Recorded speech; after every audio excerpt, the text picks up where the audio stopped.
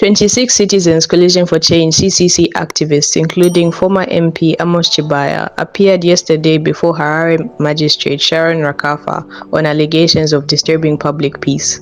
Welcome back to Zim News Live YTS, where I give you latest updates about what's transpiring in Zimbabwe. Before we go any further, don't forget to like, subscribe, and turn on the notification bell so that you don't miss any updates. The group was being represented by lawyers from the Zimbabwe Human Rights NGO Forum.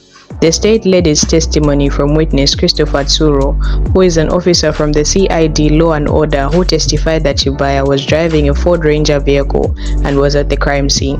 Tsuro said the police arrested Chibaya in Budiriro at the said residence, adding that he spoke to him on the day in question.